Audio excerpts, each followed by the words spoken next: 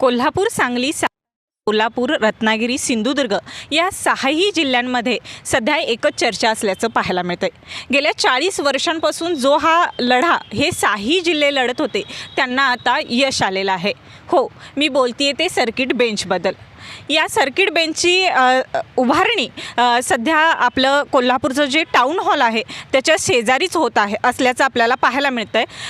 आपण त्या सर्किट बेंचची नेमकी स्वरूप काय असणार आहे, त्या सर्किट बेंचचा पक्षकार असतील, त्याचबरोबर वकील असतील, यांना कशा पद्धतीनं फायदा होणार आहे याच्यासाठीच आज आपण वकील असतील, पक्षकार असतील यांची भेट घेणार आहोत।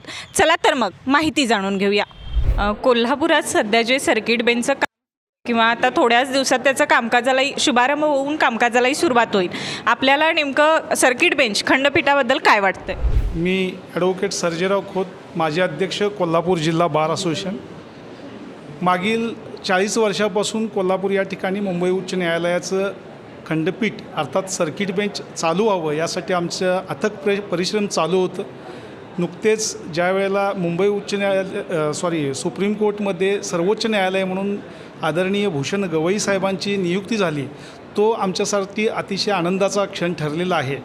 कारण माझ्याच कार्यकालामध्ये 29 मार्च रोजी मुंबई उच्च न्यायालयाचे चीफ जस्टिस आलोक आराध्य साहेब जे आहेत त्यांच्यासोबत शिष्टमंडळाची खंडपीठ कृती समितीची बैठक झालेली होती आणि त्याचा निर्णय आता नुकताच आलेला आहे आणि त्याचं नोटिफिकेशन निघून आता 18 तारखेपासून ओपनिंग चालू होत आहे। तर सर्किट बेंचबद्दल सांगायचं म्हटलं तर सर्किट बेंच आणि रेग्युलर बेंच याच्यामध्ये फार काही डिफरन्स असत नाही। या ठिकाणी रेग्युलर काम चालू होणार आहे। यापूर्वी 2015ला तत्कालीन chief justice Mohit Shah sir यांनी जे काय मार्गदर्शक सूचना ठरवून जो काय निर्णय दिलेला होता त्याच्यातल्या सूचनेप्रमाणे जर आपण विचार करायचा झाला तर सर्किट बेंचसाठी एकूण 8 जजेस येणार आहेत।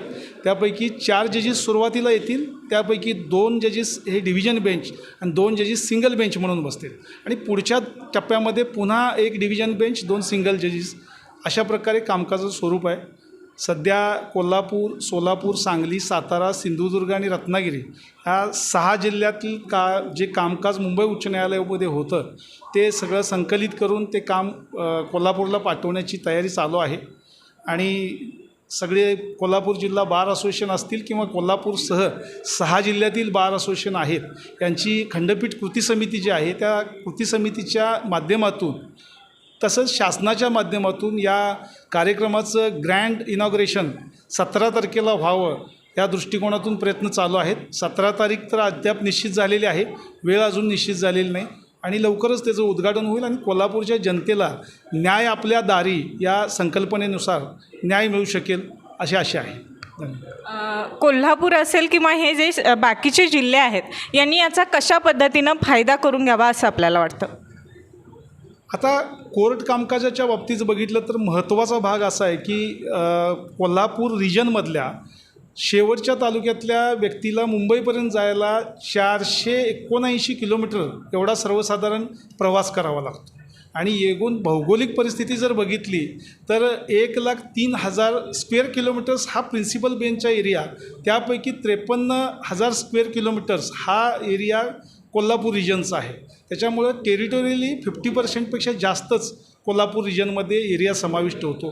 याच्यामध्ये आता जर बघितलं तर कोल्हापूरच्या चंदगड तालुक्याच्या व्यक्तीला जर हायकोर्टमध्ये जायला लागत असेल तर त्याला 2 मुक्काम करावं लागत होतं। एक त्याला कोल्हापूरमध्ये येऊन मुक्काम करायला लागायचं आणि इथून पुन्हा मुंबईला प्रवास।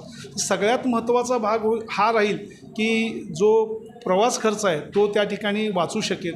आता इथले जे वकील आहेत त्या वकिलांनासुद्धा चांगल्या प्रकारे काम करण्याची संधी मिळेल, कारण इथले ट्रायल कोर्टामध्ये प्रॅक्टिस करणारे जे वकील आहेत त्यांच्याकडं बरंचसं ज्ञान, आगाध ज्ञान आहे। आता काही फॉर्मॅलिटीज ज्या आहेत किंवा प्रॅक्टिकल रिॲलिटीज ज्या प्रॅक्टिसच्या असतील त्या थोड्याशा डिफरंट असतील। कामकाजाची पद्धत इथं आम्ही इव्हिडन्स देऊन किंवा अदरवेजनं काम चालवत होतो, तिथं डायरेक्ट रीटमध्ये काम चालेल, रीट ज्युरिडिक्शनमध्ये जाईल। अपेलेट ज्युरिडिक्शनचं काम म्हटलं तर इथल्या वकिलांना ते फ्रेंडली राहणार आहे। फक्त रीट ज्युरिडिक्शनबद्दल त्यांना नवीन प्रोसिजर जी आहे ती थोड्याफार अंशानं शिकावी लागेल आणि ते निश्चितपणानं कोल्हापूरसह 6 जिल्ह्यातील वकील शिकून काम चांगलं करतील आणि निश्चितपणानं त्यांच्या पक्षकारांना चांगल्या प्रकारे न्याय आणि वेळेत जलद न्याय मिळावा यासाठी प्रयत्न निश्चितच होईल। I am Advocate Wilson Nathan from Kolhapur District Bar, and in fact, we are very grateful to Honorable Chief Justice of Supreme Court of India, Honorable Bhushan Gavai Sahib, for granting the High Court bench in Kolhapur. And in fact, though initially it's a circuit bench, we have great opportunity as lawyers to practice in the High Court. And also, as we have seen in the several years, that those advocates who are extremely practicing good in the High Court, they are elevated as High Court judges also.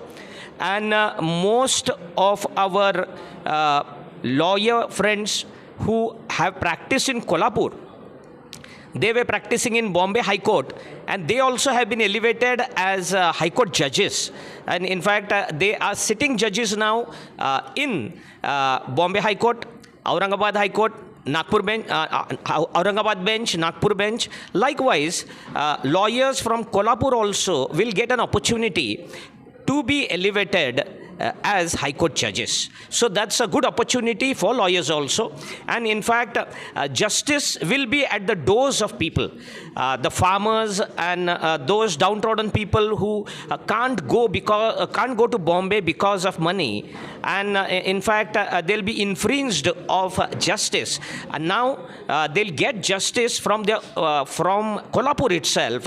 And all these 6 district clients, Kolhapur, Sangli, Satara, Solapur, Sindhudurg and Ratnagiri, they are very much grateful, and we all are very much grateful to Honorable Chief Justice of Supreme Court of India, Honorable Gavai Sahib. And in fact, it was his desire, his dream, that as he becomes the Chief Justice of Supreme Court of India, he had decided that yes, he will grant a High Court bench in Kolhapur, and he has done it.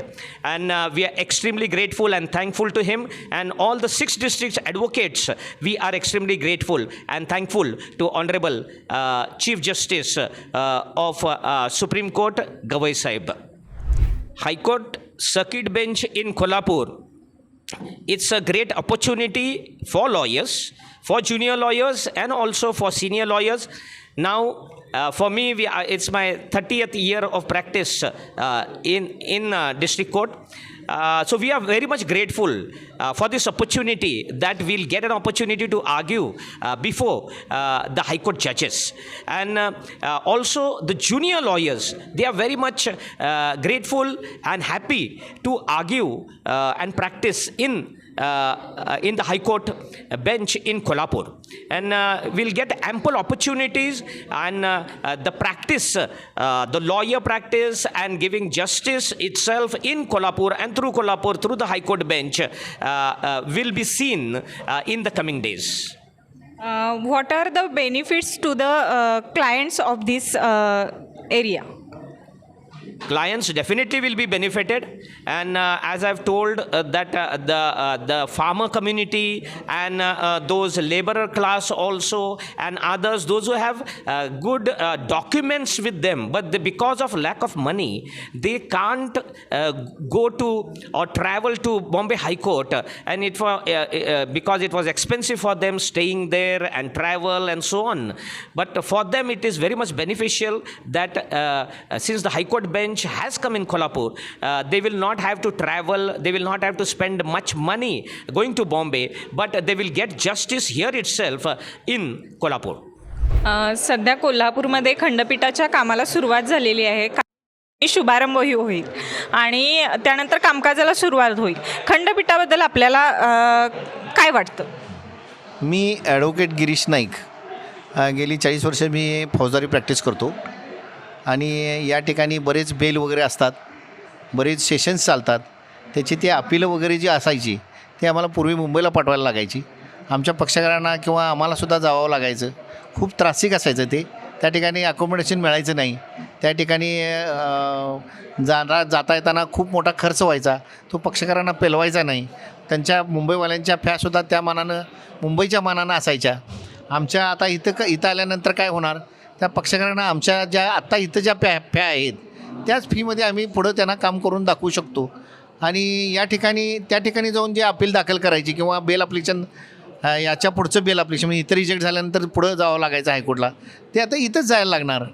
5-6 जिल्ह्यामधले लोक आता कोल्हापूरला येतील, ते कोल्हापूरला येतील, त्यांचे वकील घेऊन येतील किंवा आमच्याकडे येतील आणि त्या मार्गानं आम्ही त्यांची बेल ॲप्लिकेशन तिथं दाखल करू आणि त्या मार्गानं लोकांना आम्ही इथं स्वस्तात न्याय देऊ. हा सगळ्यात महत्त्वाचा विषय आहे आणि लोकांना सकाळी येतील, संध्याकाळी आपल्या गावी निघून जातील. हा सगळ्यात मोठा फायदा आहे. मुंबईला जायचं झालं तर आदल्या दिवशी रात्री जायचं, तिथं कुठेतरी राहायची व्यवस्था बघायची, त्यानंतर नीटनेटकडे आवरून सकाळी मग पुन्हा कोर्टात किंवा वकिलांच्या ऑफिसला जायचं, वकिलांच्या बरोबर कोर्टात जायचं, दिवस जायचा, परत त्या दिवशी रात्री म्हणजे रात्रभर प्रवास करून पुन्हा इकडे यायचं. म्हणजे ती काय दमछाक व्हायची, ही दमछाक इथं थांबलेली आहे. त्या कोल्हापुरात खंडपीठ आल्यामुळं कोल्हापुराचा विकास होणार आहे. बरीच बाकीची त्याच्या पाठोपाठ कमिशन ऑफिस येणार, म्हणजे पोलीस कमिशनर ऑफिस येणार, त्यानंतर अपिलेट बाकीचे जे काय अपिलेट आहेत दिवाणी साईडचे म्हणा इकडचे आमच्याकडे, ती सगळे अपिलेट कोर्ट हळूहळू कोल्हापुरात येणार आणि कोल्हापूरचा एका मार्गाने विकास होणार. कोल्हापूरचे हॉटेल्स वगैरे चालणार, कोल्हापूरचे रिक्षा झालं टॅक्सी वगैरे यांना सगळ्यांना धंदा मिळणार. त्याला कोल्हापुरातल्या हा महालक्ष्मीचं देऊळ आहे, महालक्ष्मीच्या देवळाला सुद्धा त्या निमित्तानं लोक येणार. एकंदर कोल्हापुरामध्ये जवळजवळ 1,00,000 लोक रोज येतील आणि जातील असा अंदाज आहे. त्यामुळं कोल्हापुरामध्ये चलत राहणार. त्याचा फायदा पैसा फिरल्यामुळं लोकांच्या खिशामध्ये सगळ्यांच्याकडे पैसा आल्यामुळं आमच्या कोल्हापूर जिल्ह्याची प्रगती होणार आहे.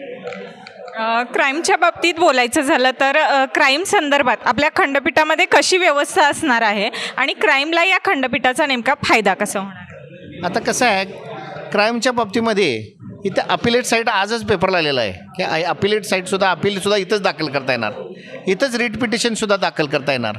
म्हणजे काही ह्याच्यामध्ये विनाकारण आत अडकून बसले असतात, आरोपी अडकलेले असतात, त्यांना मार्ग नसतो आणि मग त्या मार्गासाठी डायरेक्ट हायकोर्टमध्ये सुद्धा जायची सुविधा असते.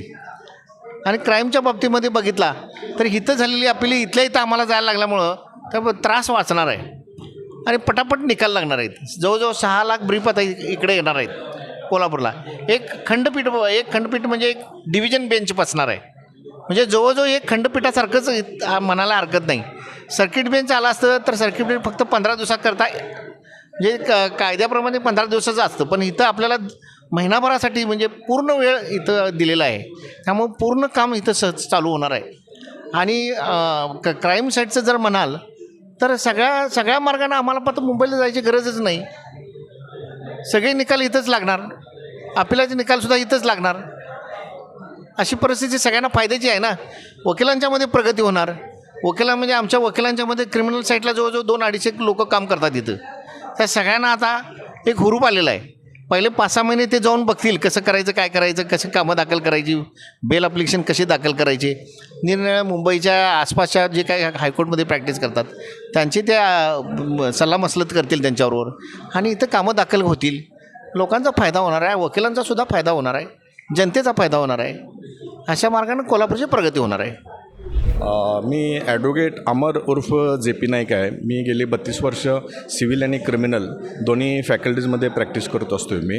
आणि आमचं इथे काय कळायला असं म्हटलं जाते की बाबा आता बेंच एस्टॅब्लिश झाल्यानंतर इथले वकील हायकोर्टला प्रॅक्टिस करू शकतील का. तर मला असं अभिमानानं सांगावंसं वाटेल की आमचे कोल्हापूरमध्ये तर आहेतच, पण इतर आमचे 6 जिल्ह्यातले सुद्धा वकील इंटेलेक्च्युअल आहेत, अभ्यासू आहेत आणि अगदी चांगल्या पद्धतीनं त्यांचे जे लिटिगंट्स असतील त्यांना न्याय देण्याचा प्रामाणिकपणे प्रयत्न करतील असं मला आशा आहे. आपल्या भारतीय संविधानानं प्रत्येक नागरिकाला समजा ज्याच्यावर अन्याय होतो आहे, जी कोर्टांची जी रचना आहे त्या कोर्टांच्या रचनेच्या माध्यमातून राज्यापुरती विचार केला तर उच्च न्यायालय हे मोठं कोर्ट असते आणि खालच्या कोर्टामध्ये जर काय अन्याय झाला असेल तर हायकोर्टमध्ये जाऊन दाद मागायची सुविधा त्यामध्ये आहे. पण बऱ्याच वेळेला काय होतं की मुंबई हायकोर्टला जाणं, तिथले वकिलांची नेमणूक करणं, त्यांची वेळ घेणे, तिथं जाण्याचा खर्च, तिथं राहण्याचा खर्च हे परवडत नव्हतं. म्हणताना डिसेंट्रलायझेशन ऑफ ज्युडिशियरी किंवा जस्टिस जे आहे ते आता इथं साध्य झालेलं आहे. आणि खऱ्या अर्थानं मला असं प्रामाणिकपणे मला असं वाटायला लागेल की वकिलांपेक्षा जे लिटिगंट्स आहेत, सामान्य नागरिक आहेत, गरीब नागरिक आहेत, त्यांना खऱ्या अर्थाने न्याय मिळालेला आहे. आणि ही चांगली गोष्ट झालेली आहे. उशिरा का असेना, पण आमच्या 6 जिल्ह्यातल्या वकिलांनी जो 40 वर्ष लढा दिलेला आहे त्याला ते यश आले म्हणूया आणि लोकांना खऱ्या अर्थानं न्याय मिळेल. मी ॲडव्होकेट सुनील धुमाळ गेली 25 वर्ष फौजदारी आणि दिवाणी स्वरूपाचे प्रॅक्टिस करतो आहे. ओरिजिनली मी हायकोर्टचा प्रॅक्टिशनर, त्यानंतर इथं आलो. आता कोल्हापूर जिल्ह्याची भौगोलिक परिस्थिती जर बघितला तर मुंबई हायकोर्टला जायला ते महाराष्ट्राच्या एका टोकाला पडते. जे सोलापूरचा माणूससुद्धा जवळपास 400 किलोमीटर प्रवास करावा लागेल, सिंधुदुर्गच्या माणसालासुद्धा 400 किलोमीटरचा प्रवास करावा लागेल आणि कोल्हापूरच्या माणसालासुद्धा 400 किलोमीटरचा प्रवास करावा लागेल, रत्नागिरीच्या माणसाला 350 किलोमीटरचा प्रवास करावा लागेल. अशा परिस्थितीत गेली 40 वर्षे जी आमची मागणी होती कोल्हापूरला खंडपीठ मिळावं, ती मागणी आमची मान्य झाल्याने आता येत्या 17 तारखेला हे खंडपीठ इथं सुरू होते. सुरुवातीला या खंडपीठाच्या मागणीबाबत इंटेलेक्च्युअल ॲडव्होकसी होईल का असा प्रश्न उपस्थित झाला होता, पण आमच्या 6 जिल्ह्यातलेच लोक जाऊन तिथं बॉम्बे हायकोर्टमध्ये प्रॅक्टिस करतात, दुसरे कोण मुंबईतले ते नाही आहेत आणि आम्हीच इथून त्यांना ब्रिफिंग करत होतो. त्यामुळे कदाचित असं होईल की नवीन लोकांना सुरुवातीला प्रोसिजर समजावून घ्यावं लागेल, पण तेही समजावून घेतील. 6 जिल्ह्यातले वकील जाऊन तिथं प्रोसिजर समजून घेऊन मगच प्रॅक्टिस केली ना. मग इथल्या नवीन मुलांना एक प्लॅटफॉर्म मिळेल हायकोर्टमध्ये काम करण्याचा. आणि त्याहीपेक्षा म्हणाल तर या 6 जिल्ह्यातली जी जनता आहे त्यांची बऱ्याच दिवसाची मागणी या कोल्हापूर ह्या 6 जिल्ह्यांचं सेंटर होतं आहे. या सेंटरला खंडपीठ होतं आहे, सर्किट बेंच असं म्हणतायत ते, पण जर ती एस्टॅब्लिशमेंट बघितली तर ती खंडपीठच आहे. तर आम्ही आनंदी आहोत आणि आम्हाला हायकोर्टमध्ये काम करायला मिळणार आमच्या ज्युनियर्सना. याबद्दल मी माननीय उच्च न्यायालय आणि सर्वोच्च न्यायालयाचे धन्यवाद देतो. जे काही आता सर्किट बेंच आपला आहे कोल्हापूर, आता मुंबईमध्ये ह्या अगोदर आपल्या सर्वांना जावं लागत होतं, तिथं ज्या सोयीसुविधा किंवा जशा पद्धतीनं न्यायव्यवस्था होती तीच न्यायव्यवस्था आपल्या इथे येत्या ह्या सर्किट बेंचमध्ये आहे का? आता रीट ज्युरिडिक्शन म्हणाल तर कालच्याच नोटिफिकेशनप्रमाणे रीट ज्युरिडिक्शनसुद्धा या सर्किट बेंचला दिलं आहे. दुसरं तुमचं सिव्हिल आणि क्रिमिनलपैकी क्रिमिनलची ॲपिलेट साईट आणि कॉन्स्टिट्युशनल खालचे मॅटर चालवण्याचे निसंदिग्ध ग्वाही माननीय मुख्य न्यायमूर्ती उच्च न्यायालय यांनी दिलेले आहे. आता एकंदर इन्फ्रास्ट्रक्चर आणि याच्याबद्दल जर आपण म्हणत असाल तर Kolhapur is best in rather than other district. म्हणजे इथं महाराष्ट्रात इतर जिल्ह्यात जे मिळत नाही, इंटेलेक्च्युअलपासून तुम्हाला हायकोर्टमध्ये काम करणारे इतर जे ह्युमन रिसोर्सेस आहेत ते सर्व कोल्हापुरात मिळणार. त्यामुळं इथलं खंडपीठाचं कामकाज हे उत्तम चालेल असं माझं मत आहे. मी ॲडव्होकेट अतुल भाटिया. मी गेली 25 वर्षाहून जास्त काळ कोल्हापूर जिल्ह्यामध्ये फौजदारी आणि दिवाणी वकिली करतो आहे. कोल्हापूर जिल्ह्यामध्ये खंडपीठ झाल्यामुळं कोल्हापूरच्या बऱ्याचशा लोकांना न्याय मिळेल. कोल्हापूरच्या जवळपास सगळ्या लोकांना न्याय मिळाल्यासारखं झालेलं आहे. फक्त कोल्हापूरच नाही तर सांगली, सातारा, सिंधुदुर्ग, रत्नागिरी या जिल्ह्यातल्या लोकांनासुद्धा न्याय मिळालेला आहे. बरेचसे आरोपी त्यांची आर्थिक परिस्थिती नसल्यामुळं जेलमध्ये कितपत पडलेले असतात, पण आता इथं असल्यामुळं कोल्हापूरमध्ये खंडपीठ झाल्यामुळं त्यांना न्याय मिळेल आणि त्यांचा जामीन वगैरे इथल्या इथं व्हायची शक्यता आहे. उदयनराजे गायकवाड साहेब खासदार असल्यापासून 1970पासून हा सगळा लढा चालू झालेला आहे आणि आज गवई साहेब मुख्य न्यायमूर्ती झाले सुप्रीम कोर्टाचे आणि त्यांच्या पुढाकारातून कोल्हापूरमध्ये मुंबई उच्च न्यायालयाचं खंडपीठ स्थापन होतं आहे आणि त्याचं पूर्ण श्रेय जर असेल तर ते गवई साहेबांचं आणि आमच्या बारचं आणि शाहू महाराजांची ही भूमी आहे आणि त्यांच्या भूमीला वंदन करून गवई साहेबांनी हे सगळं पुढाकार घेऊन केलेलं आहे. आणि कोल्हापूरच्या वकिलांचंही त्या मानानं अगदी अतिशय चांगली अशी 6 जिल्ह्यातल्या वकिलांसाठी ही अतिशय चांगली गोष्ट आहे आणि त्यांना हायकोर्टसमोर काम चालवायची संधी मिळेल आणि त्या निमित्तानं कोल्हापूर आणि आसपासच्या 6 जिल्ह्यांचा असा प्रचंड आणि चांगला असा उत्कर्ष या निमित्तानं होणार आहे. सोयींच्या बाबतीत बोलायचं झालं तर कशा पद्धतीनं, म्हणजे आपण मुंबईमध्येही काम केलं असेल आणि आता कोल्हापुरातही आपल्याला करण्याची संधी मिळणार आहे, कशा पद्धतीनं इथं स्वरूप असणार आहे किंवा कामकाज कसं असणार आहे याबद्दल आपल्याला काय वाटतं? आहे की सुरुवातीला इथं जामीन अर्ज वगैरे आरोपींचे चालतील आणि अपिलेट ज्युरिडिक्शन आहे. आज आपण पेपरला वाचला असेल तर अपिलाची जी काही कामं आहेत मुंबई हायकोर्टातली जवळपास 1 लाखभर कामं आहेत ती आता सुरुवातीच्या टप्प्यात कोल्हापूरमध्ये हायकोर्टमध्ये येतील आणि ती चालतील. इथूनच गेलेली कामं आहेत जवळपास 50% ते 55% कामं जी आहेत मुंबई हायकोर्टात ती या पश्चिम महाराष्ट्रातली कामं आहेत. ती सुरुवातीच्या टप्प्यामध्ये आपल्याकडे येतील आणि ती कामं चालतील. ती मूळची याच कोल्हापूर किंवा आसपासच्या जिल्ह्यातल्या 6 जिल्ह्यातल्या असल्यामुळे त्या वकिलांना ते काम चालवण्याची संधी हायकोर्टसमोर मिळणार आहे. पक्षकारांना जलद न्याय मिळणार आहे ही त्यातली सगळ्यात महत्त्वाची गोष्ट आहे. आणि त्यामुळं मला असं म्हणायचं आहे की या 6 जिल्ह्यातले वकील असतील, पक्षकार असतील, जे आरोपी असतील त्या सगळ्यांना या खंडपीठाचा चांगला असा फायदा होणार आहे. विशेष महत्त्वाचं सांगायचं म्हणजे ज्या बिल्डिंगमध्ये आता हायकोर्ट सध्या बसणार आहे ती छत्रपती शाहू महाराजांची पूर्वीचं सुप्रीम कोर्टाची बिल्डिंग आहे. त्या ठिकाणी नवीन बिल्डिंग आता एक बिल्डिंग 5 मजली झाली. 5 मजली बिल्डिंगमध्ये जवळजवळ 4 कोर्ट बसतील आणि जे जुनी बिल्डिंग आहे ती ऐतिहासिक बिल्डिंग आहे ते काय म्हणतात त्याला त्या ठिकाणी डिव्हिजन बेंच बसेल.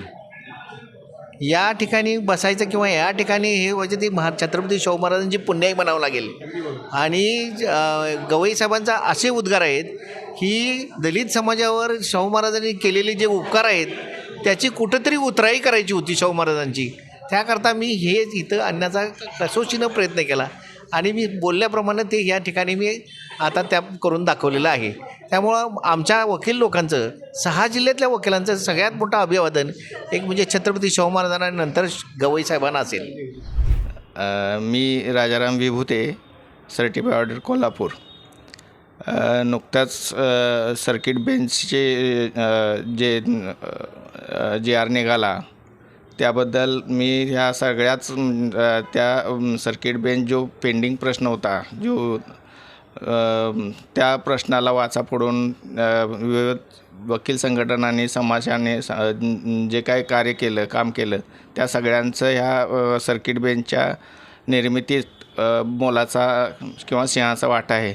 त्या सगळ्यांचं मी अभिनंदन करीन.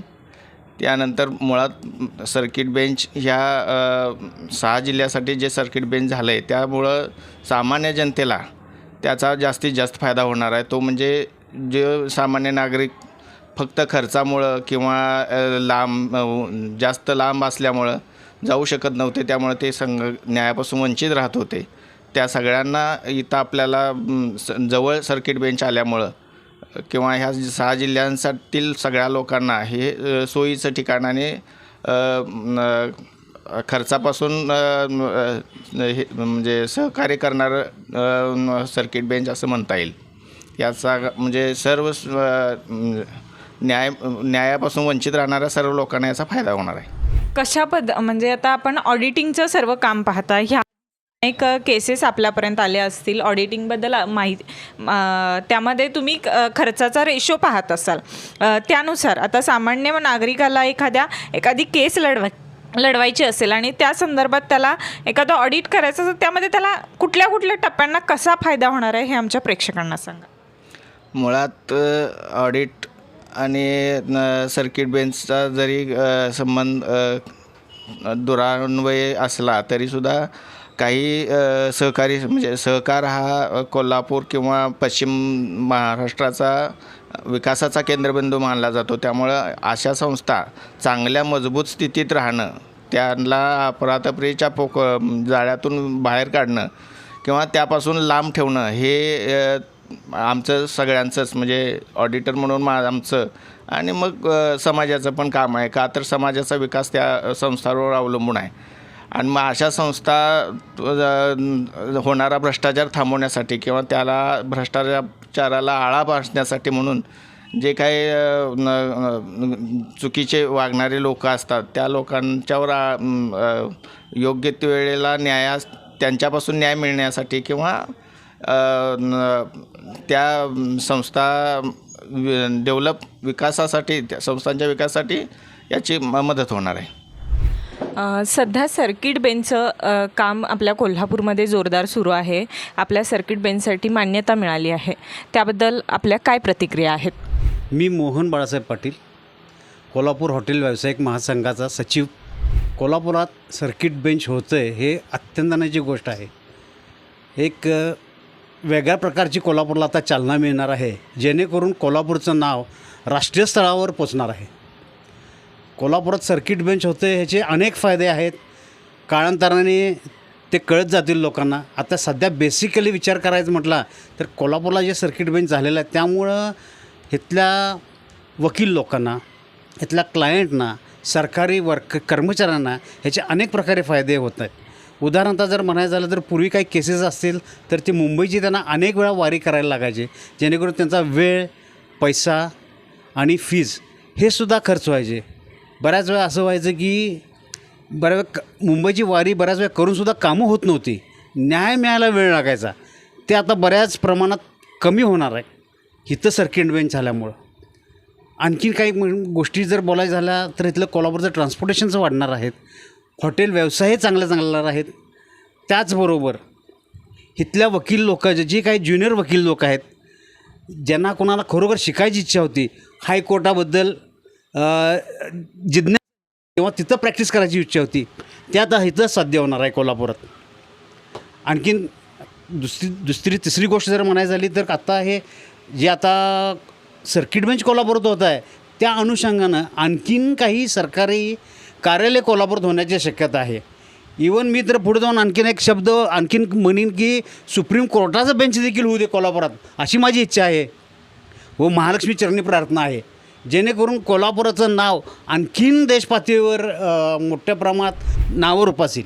आता सर्किट बेंच होत आहे आणि इतर आता बाहेरचे लोक आपल्या कोल्हापूरमध्ये येणार, हॉटेल व्यावसायिकांना याचा कशा दृष्टीनं फायदा होणार आहे आणि त्यांनी कसा त्याचा फायदा घ्यावा असं आपल्याला वाटतं? निश्चितपणे फायदा होणार आहे हॉटेल व्यवसायांचा. जी बाहेरगावची लोक येणार आहेत त्यांची राहायची, खायची, प्यायची वगैरे सोय इथं करावी लागणार आहे व्यवस्थित. आणि मी निश्चितपणे सांगतो की त्यांचं चांगल्या प्रकारे आधारते होईल.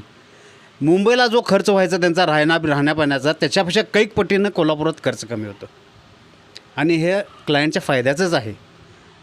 हॉटेल व्यावसायिकांना काय सांगाल याबाबत? हॉटेल व्यावसायिकांना माझी सांगण्याची हीच इच्छा आहे की आपला आता व्यवसाय वाढणार आहे, त्या अनुषंगानं आपण चांगली सर्व्हिसेस दिले पाहिजेत, हॉटेल्स रेनोव्हेट केले पाहिजेत. गेल्या 40 वर्षांपासून सुरू असलेल्या लढ्याला सध्या यश आल्याचं आपल्याला पाहायला मिळतंय. कोल्हापूर, सांगली, सातारा, सोलापूर, रत्नागिरी, सिंधुदुर्ग या 6 जिल्ह्यातील पक्षकार असतील, वकील असतील, या सर्वांनाच याचा फायदा होणार आहे आणि येत्या 18 तारखेपासून या सर्किट बेंचचं कामकाज नियमितपणे सुरळीत चालू होणार आहे. TV नेक्स्ट मराठीसाठी मी ऐश्वर्या पाटील, कोल्हापूर.